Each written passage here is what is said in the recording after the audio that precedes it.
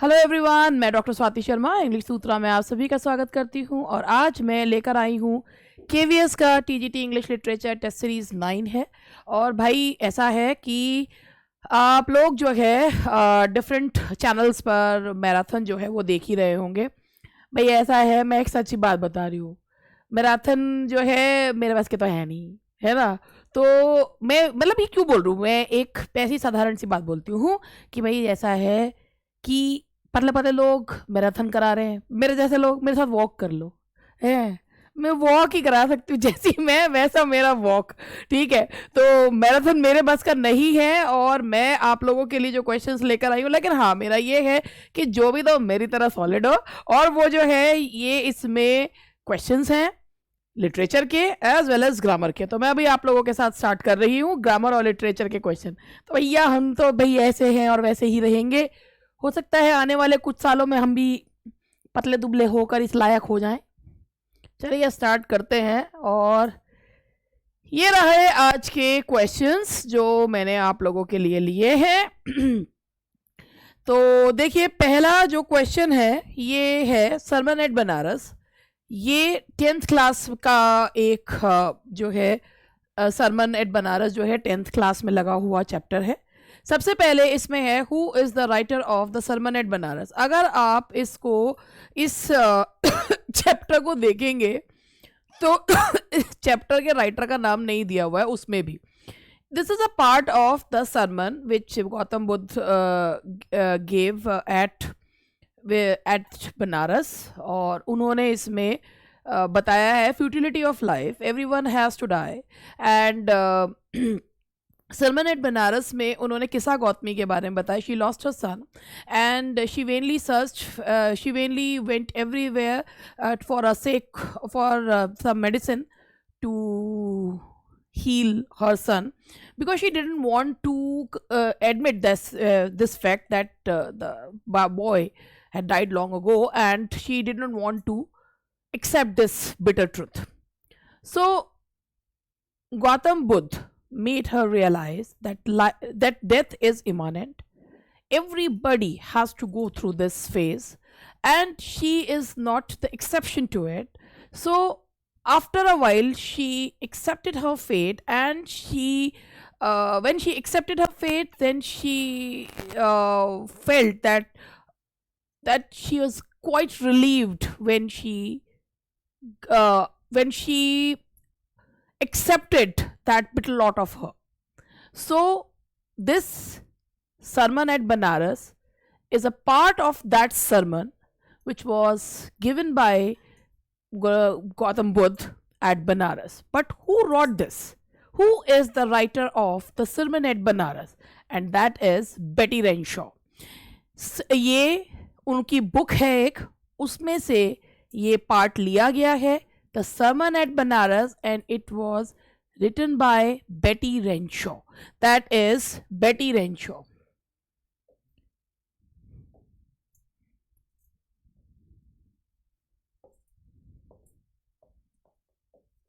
तो बेटी रेंशॉ ने ये सरमन एट बनारस लिखा है। और उसके बाद आगे बढ़ते हैं। The sermon at Banaras is a part of the book. Betty Renshaw की जो बुक है उसका ये पार्ट है। और ये कौन सी बुक का पार्ट है? Values and voices, bells and pomegranate, the survivor. तो ये पार्ट है वैल्यूज एंड वॉइसेस नाम की बुक का, ये पार्ट है। एक सिंपल सी चीज़ है, all these questions are prepared by me. ये क्वेश्चंस मैंने प्रिपेयर करे हैं, मैं टेक्स्ट के क्वेश्चंस नहीं कह रही। ये जो राइटर से संबंधित क्वेश्चंस हैं, जो अलग क्वेश्चंस आपको दिख रहे हैं, all these questions are prepared by मी।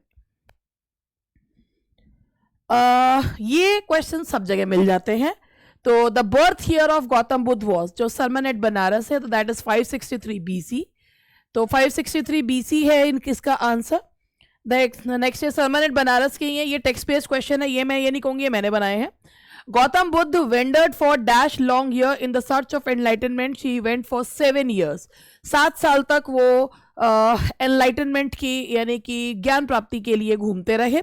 तो 7 साल तक उनका जन्म जो है सिद्धार्थ के रूप में हुआ था और उनको जो है हर तरीके के कष्ट से दूर रखा गया था। 7 साल तक वो जो है लेकिन जब उन्होंने जीवन का सत्य से वो अवगत हुए और उन्होंने अपने महल को छोड़ दिया और उसके बाद वो 7 साल तक इस मतलब एनलाइटनमेंट के लिए जो है वो ढूंढते रहे और जिस पीपल के पेड़ के नीचे उन्हें ज्ञान प्राप्त हुआ उसे बोधि ट्री कहा जाता है। बोधि मीन्स होता है बुद्धि और Gautam Buddha gave the name to the people tree the Bodhi tree which means tree of wisdom कि ज्ञान का, विजडम का, समझदारी का जो है जो ट्री है तो that is tree of wisdom.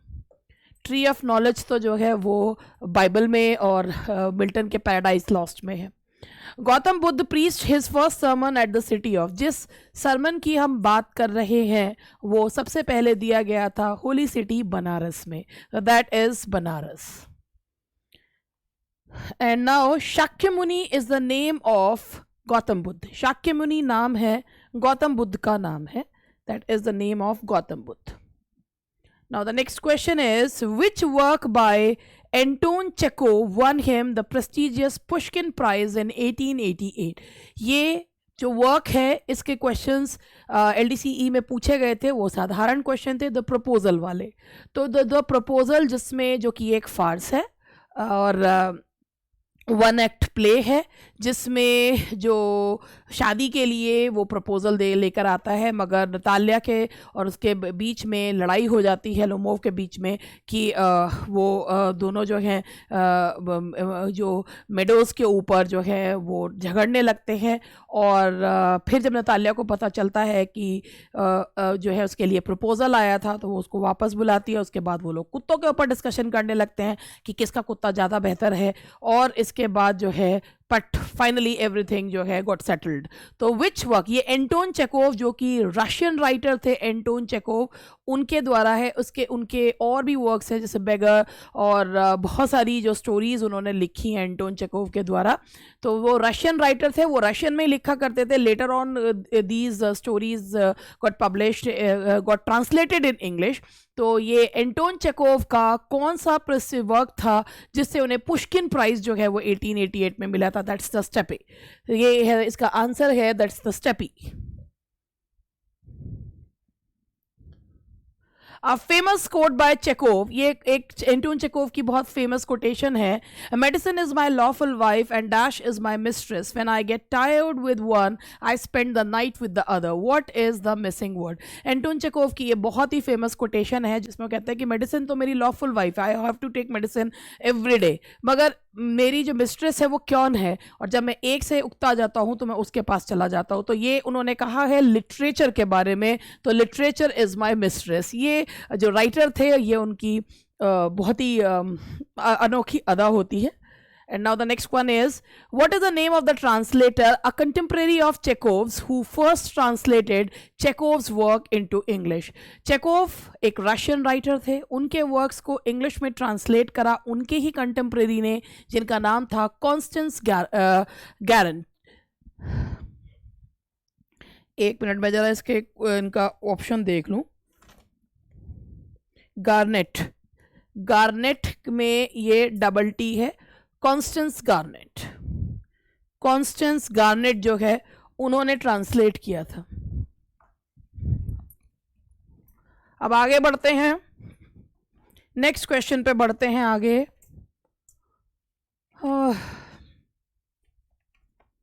एक मिनट का मुझे समय दे दीजिएगा। वैसे तो आप लोग कुछ कहते नहीं है मगर फिर भी मैं ऐसे बोलती रहती हूँ, मुझे शौक है ऐसे बोलने का।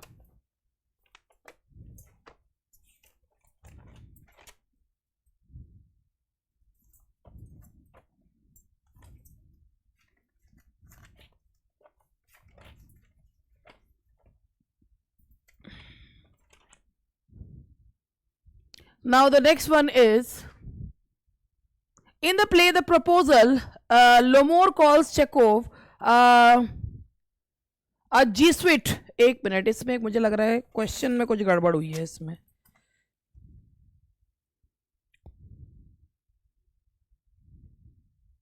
चुबुकोव था, ये चेकोव हो गया है। जो राइटर को नहीं कहा है चुबुकोव, तो ये टाइपिंग मिस्टेक हो गई है। In the play The Proposal, Lomor calls Chubukov a Jesuit because of his, वो उसे जीसुइट जो है वो कहता है, क्यों कहता है, क्योंकि वो बहुत ही ज़्यादा जो है वो चुबुकोव जो है वो कैसा है, बहुत ही स्टबर्न है, बहुत ही ज़्यादा जिद्दी है. तो that is the answer is stubbornness. Now the next question is what was the name of Lomov's dog. Lomov के कुत्ते का नाम क्या है. तो ये भी क्वेश्चन है, दैट्स गेस. लोमोर के कुत्ते का नाम है गेस. और in the play the Proposal the word egged is the old expression of, इसमें एगर्ड जो है वो वर्ड यूज किया गया है जो एक्सप्रेशन है किसका, सरप्राइज का. तो the answer is surprise. What was the approximate cost of Oxen Meadows in the proposal. Oxen Meadows की कीमत कितनी थी. That was only 300 roubles. The author of A Question of Trust is Victor Canning. He used to write under a pseudonym and that was Victor Canning, जिनका जो work है A Question of Trust, वो लिखा करते थे thrillers और suspense works जो है नॉवेल्स लिखा करते थे, मगर वो एक स्यूडोनिम के तहत लिखा करते थे और वो स्यूडोनिम यानी कि छदम नाम से लिखा करते थे. विक्टर कैनिंग एक अमेरिकन नॉवलिस्ट थे और उनका जो वो छदम नाम था that was Julian Forest. That was Julian Forest. Now the next one is Horace Denby lived. जो ये है A Question of Trust, it's a very interesting work. इसमें जो Horace Denby है he was in the habit of reading books और वो जो है वो सिर्फ एक जो है साल में एक ही सेफ जो है वो तोड़ा करता था. अब और उसको दुर्लभ किताबें पढ़ने का बहुत शौक था. एक बार Horace Denby जो है एक घर में घुसता है और वहाँ से वो गार्डन वॉल में कुत्ते को सहला के वहाँ घुसता है और वो जब सेफ तोड़ना उस चाहता है तभी उसे एक आवाज़ सुनाई देती है एक लेडी की और पहले तो वो सोचता है कि वो भाग जाए, लेकिन वो लेडी जो है उसे कहती है कि मैं पुलिस को फ़ोन कर दूंगी.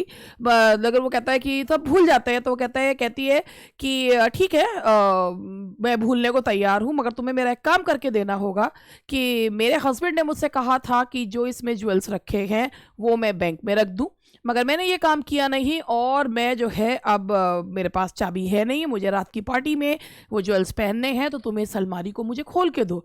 और वो सोचता है वो ग्लव्स व्लव्स उतार के सारा जो है वो सोचता है ये तो लैंड यही ओनर ऑफ द हाउस है, वो पूरा उसको वो ज्वेल्स दे देता है और उसके बाद बड़े कमांडिंग वे में उसको कहती हुआ वो चला जाता है. 2 दिन बाद उसको जो है अरेस्ट कर लिया जाता है हॉरस को. तो उसे पूछते हैं कि मतलब मुझ तक पुलिस कैसे पहुंची. तो वो कहते हैं कि तुम्हारे सारे में जो है वो फिंगरप्रिंट्स थे. तो कहता है but I did what ever I did on the command of the landlady. तो कहते हैं वो 60 साल की एक बूढ़ी औरत है. तो वो कहता है ओ कि मुझे खुद ही बेवकूफ़ बना दिया गया. That woman was also in the same profession और उसने मुझको ही कौन जो है वो कर दिया. तो Horace Danby lived with his housekeeper.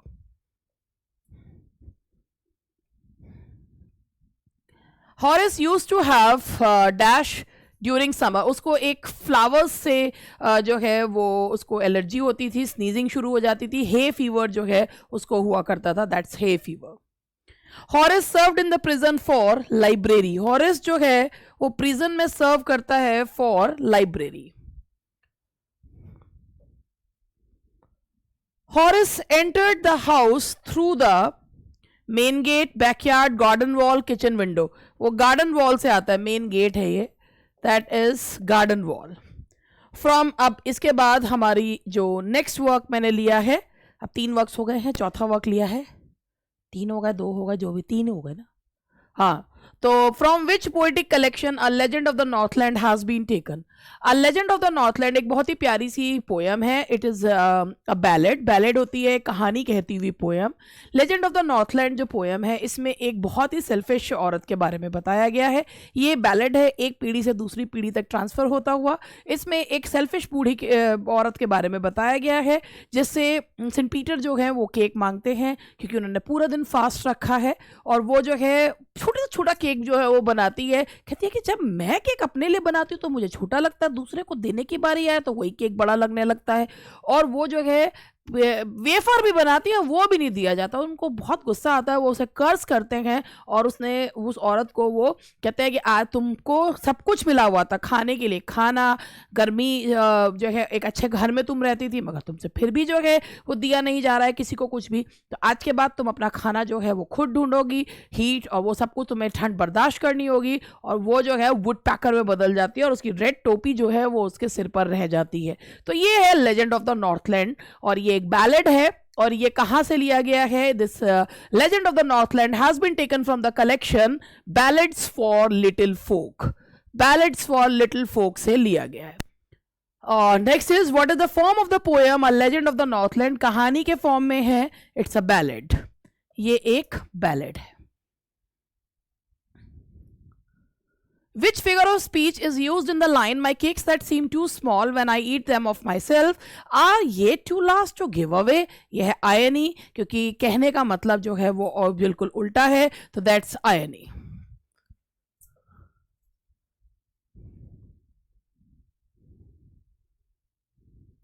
Who provoked the saint in Legend of the Northland? वैसे उसमें एंटीथीसिस भी हो सकता था. Who provoked the saint in a Legend of the Northland? The woman baking cakes, the poet, the citizens of Northland, the children. तो ये है the woman baking cakes.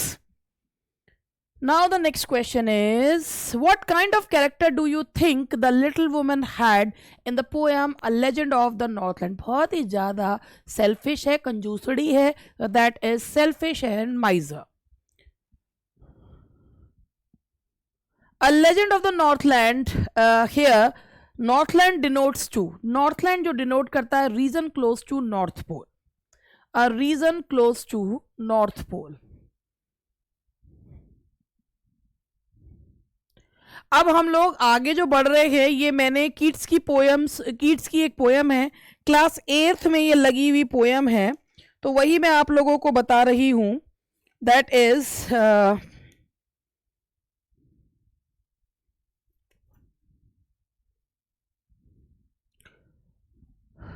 On the grass hopper and cricket. इस poem का जो है, हालांकि ये कीट से संबंधित क्वेश्चंस हैं. The term negative capability is given by, जो नेगेटिव कैपेबिलिटी टर्म है that was given by John Keats. John Keats जो कि एक रोमांटिक पोएट थे. नेगेटिव कैपेबिलिटी जो टर्म उन्होंने दिया है that was used in the reference of Shakespeare's plays, कि शेक्सपियर की अपनी पर्सनालिटी जो है वो बिल्कुल उसमें कहीं नहीं दिखती है. तो कि जब आप जो है whenever you watch these things and you do not try to put any sort of logic before them, that it is negative capability. तो negative capability जो term है वो किसके द्वारा दिया गया था? It was given by John Keats. तो ये poem मैंने इसमें ली है on the grasshopper and cricket, और मैंने कहा जॉन कीट से संबंधित क्वेश्चंस ले लेते हैं. Who wrote in a letter to J.H. Reynolds, admire me, I'm a violet, dote upon me, I'm a primrose. ये कीट्स ने अपने बारे में कहा था इस लेटर में J.H. Reynolds को. That is Keats. The following lines are taken from a thing of beauty. ये आपको पता है बहुत ही फेमस लाइन्स हैं. इवन ये 12th क्लास में ये है भी. A thing of beauty is a joy for ever, its loveliness increases, it will never pass into nothingness. तो here he says that a beautiful thing always remain beautiful and it never changes into nothingness, it remains beautiful always, only the perspective changes. So these lines are taken from Endymion.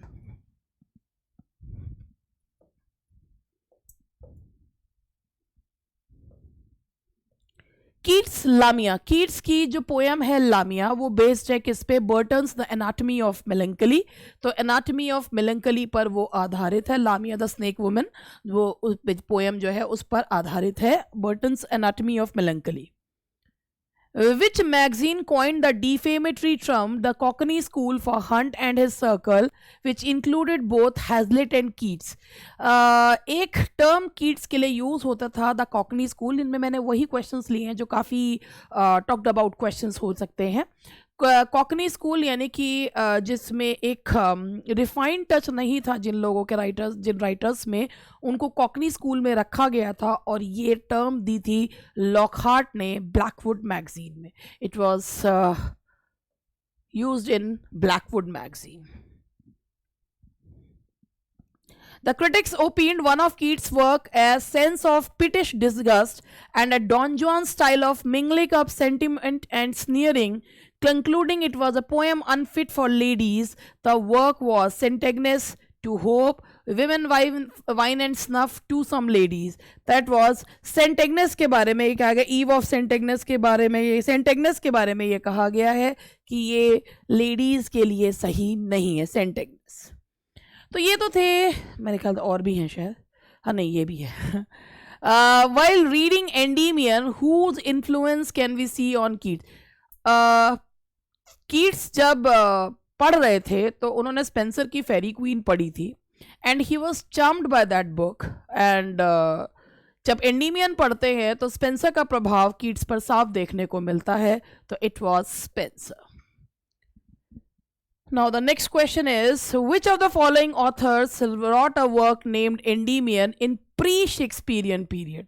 Endymion जो है pre-Shakespearean period में किसने लिखी है? तो it was written by, भाई pre, हम Keats वाला वो नहीं कह रहे कि यहाँ pre-Shakespearean period है, तो that was John Lilly. ठीक है, जॉन लिली ने जो है वो लिखा है. एंडीमियन रोमांटिक एज में लिखी है कीट्स ने, और रोमांस है that is was by lily. तो ये थे कुछ क्वेश्चंस लिटरेचर के. उसके बाद अब हम लोग आगे लेते हैं. ये पोएम है that is on the grass hopper and cricket. ये जॉन कीट्स की पोएम है. मैंने सोचा ये पोएम एक बार समझा देती हूँ. वैसे मुझे पोएम पढ़ाना बहुत अच्छा लगता है. The poetry of earth is never dead. Poetry of earth, pathetic fallacy, कि धरती की जो पोएम है, धरती का जो म्यूजिक है ना, वो कभी खत्म नहीं होता. The poetry of earth is never dead. When all the birds are faint with the hot sun, जब बहुत तेज समर्स में बहुत तेज, when there is scorching heat and all the birds run helter and skelter to find a drop of water and they are near about to faint and hide in cooling trees, वो शरण लेते हैं cooling trees में. A voice will run from hedge to hedge about the new mown meat. तो ये एक आवाज़ सुनाई देती है नए नए जो मो करे गए मेडोज है उसमें. That's the grasshopper. grasshopper के बोलने की आवाज़. That's why the poetry of earth is never dead. It means at the time of summer when all the birds hide themselves from the heat of scorching sun, one voice can be heard, and Keats consider it the poetry of earth because Keats was a sensuous poet and he could even see beauty in those objects on which we cannot even imagine. So that's the grasshoppers. और वो आवाज़ किसकी होती है? grasshopper की. He takes the lead in summer luxury. वो गर्मियों में लीड लेता है और वो अपनी मधुर आवाज में तान छेड़ता है. It's a sonnet. He takes the lead. He was never done with his delights. वो कभी मतलब खुशी से गाता है और ऐसा लगता ही नहीं है कि उसको कभी भी जो है उस चीज़ से ही वॉज नेवर डन. वो ऐसा लगता नहीं. He is wearied. For when tired out with fun, he rested ease beneath some pleasant weed. और जब वो थक जाता है तो वो किसी वीड के नीचे शरण जो है वो ले लेता है. The poetry of earth is ceasing never. लेकिन poetry of earth कभी रुकती नहीं है. Has wrought a silence from the stove their shrills, the cricket song and warmth increasing ever. उसके बाद जो है वो आवाज़ शुरू हो जाती है, क्रिकेट झिंगुर की आवाज़ शुरू हो जाती है. And seems to one in drowsiness half lost, the grasshopper as among some grassy hills. और फिर किसी को जो अर्ध निद्रा में उसे लगता है कि ग्रास हॉपर ही जो है वो ग्रासी हिल्स में बोल रहा है. It means nature always resonates with music. So music of nature can never be stopped and it goes on forever, and those who can feel that music, they always remain happy because here Keats means to say that this music fills happiness in the lives of others who have the same feeling as does the nature have. So this is the explanation of this poem on the grasshopper and cricket. चलो भैया, अब MCQs on grammar कर लेते हैं। तो यहाँ पर पहला क्वेश्चन है, भाई मैंने 33 क्वेश्चन करवाया आप लोगों को लिटरेचर के। भाई देखो, ढंग के क्वेश्चन कराती हूँ, ऐसी बात नहीं है कि अगर हम बहुत ज़्यादा क्वेश्चन नहीं कराते तो जो है हम कुछ कराते ही नहीं है, ठीक है। वैसे भी एक बात है ना, नहीं कोई बात नहीं है, चलो पढ़ लेते हैं। Identify the sentence with coordinating conjunctions. Coordinating conjunctions का मतलब होता है, इसमें कनेक्टर्स दिए हुए हैं। कोऑर्डिनेटिंग कंजंक्शंस का मतलब होता है कि जब एक प्रिंसिपल क्लॉज को दूसरे प्रिंसिपल क्लॉज, जिसे कोऑर्डिनेट क्लॉज की जाती है, उससे जोड़ते हैं। फैन बॉयज कंजंक्शंस होते हैं, तो इनमें से एंड, और, नॉर, बट, फॉर, येट, सो, ये क्वेश्चंस जो हैं ये आपके कोऑर्डिनेटिंग कंजंक्शंस होते हैं। अब इनमें हमें कोऑर्डिनेटिंग कंजंक्शन ढूंढना है। टेल देम, क्या? Tell them what, that I will come. पहली बात तो ये सबऑर्डिनेट क्लॉज है, तो इसमें कोऑर्डिनेटिंग कंजंक्शन नहीं होता। ही फाउंड हिज वॉच, कहाँ?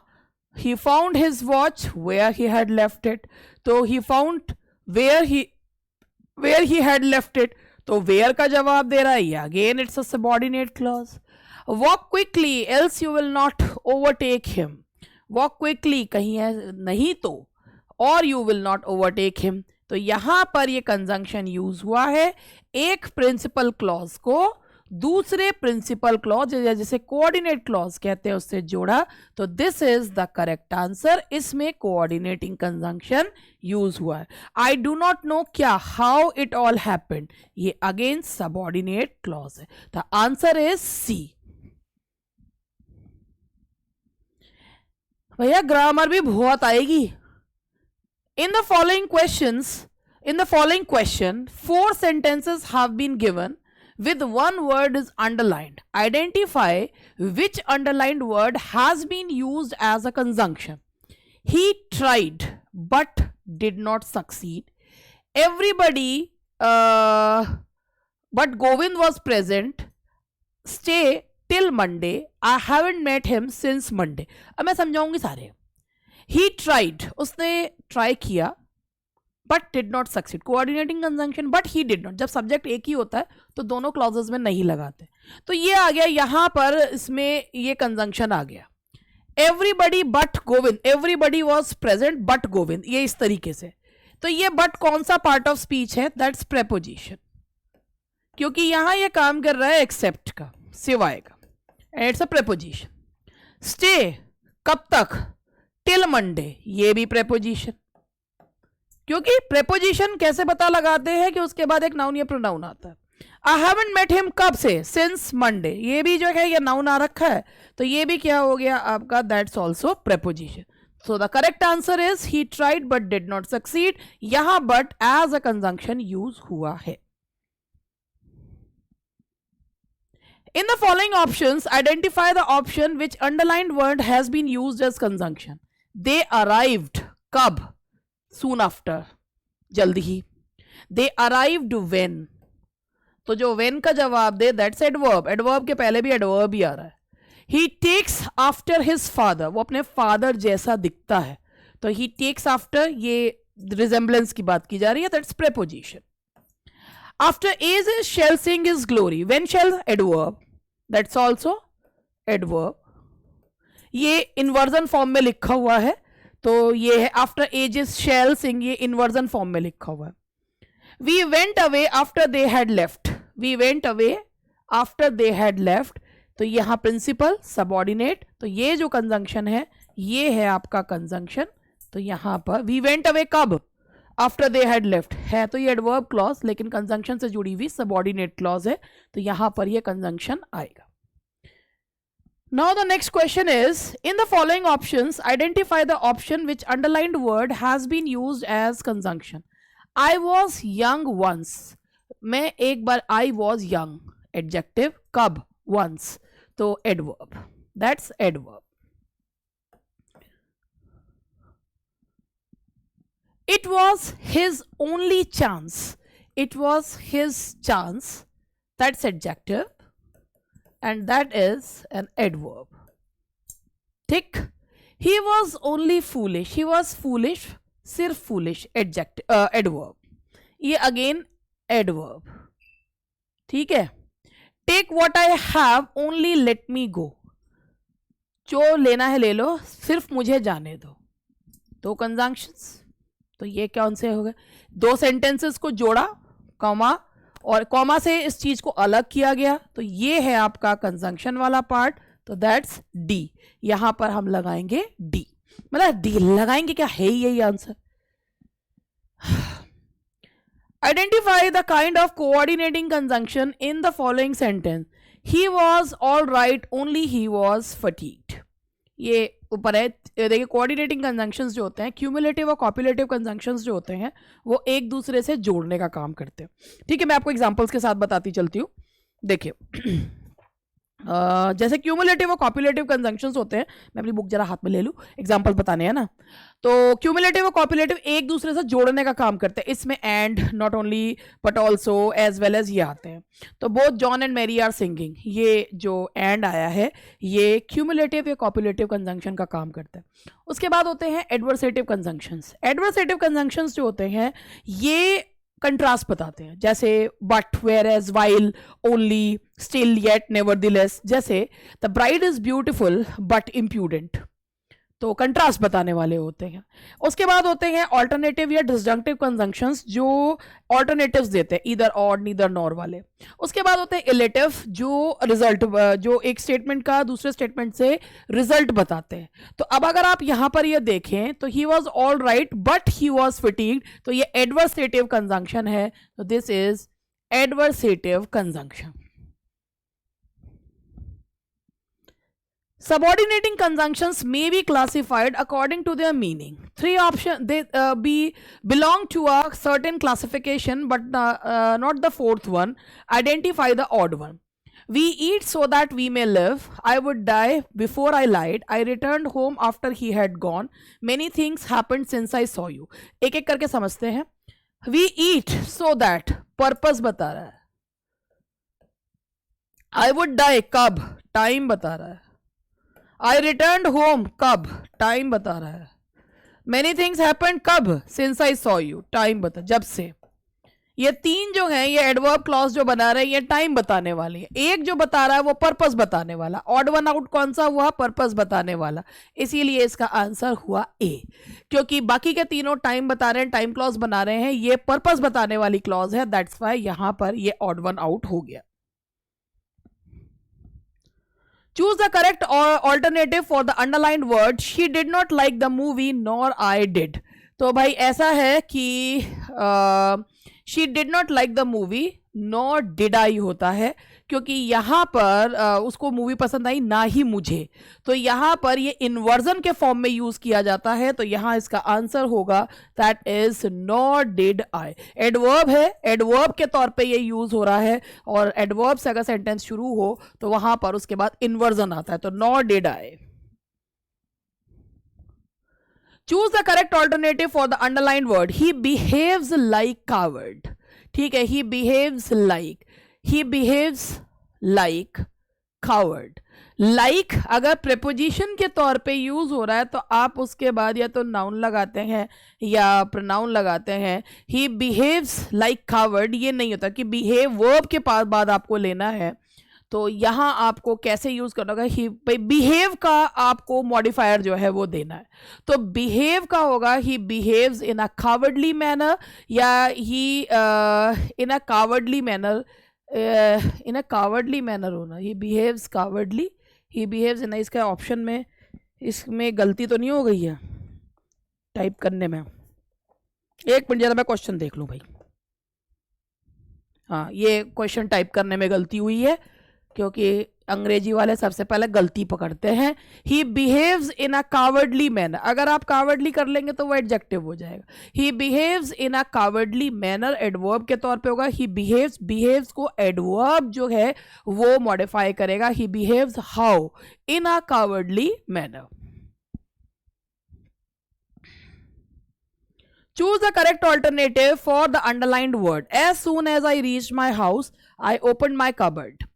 देखिए, as soon as अपने आप में ही कंजंक्शन है। कंजंक्शन वाला क्लॉज सबऑर्डिनेटिंग कंजंक्शन वाला क्लॉज सबऑर्डिनेट क्लॉज कहलाता है, और अगर वो सेंटेंस के शुरू में आता है तो उसे प्रिंसिपल क्लॉज से कॉमा के माध्यम से अलग करते हैं। एज सुन एज अपने बाद कोई जो है वो कोई और कंजंक्शन नहीं लेता, बिकॉज ये अपने आप में ही एक कंजंक्शन है। मान लीजिए ये नो सूनर से शुरू होता तो वो एडवर्ब होता, तो वहाँ हम देन लगाते। तो ये सेंटेंस बिल्कुल ठीक है। As soon as I reach my house I open my cupboard, I reach my house as soon as I open my cupboard, as soon as open my cupboard I reach my house. तो no sooner had I reach my house that I, ये सारे गलत हैं। No improvement है, कोई जरूरत ही नहीं है इसे ठीक करने की, बिल्कुल सही है ये। We could not help admire his inventive genius. We could not help पूरा जो होता है we could not help but admire his inventive genius. तो could not help but यहाँ पर लगेगा, we could not help but, तो यहाँ इसका जो सही ऑप्शन है that is we could not help but admire his inventive genius. So these were the questions जो मैंने आप लोगों को करवाए, और आई थिंक कि ये लेवल जो है ठीक लेवल है, और पेपर बहुत पास में आपके आ गया है। So best of luck for your exams, अच्छे से पेपर दीजिएगा और घबराइएगा मत, बाकी सब बढ़िया है। ठीक है जी, मिलते हैं कल, and that's all for today.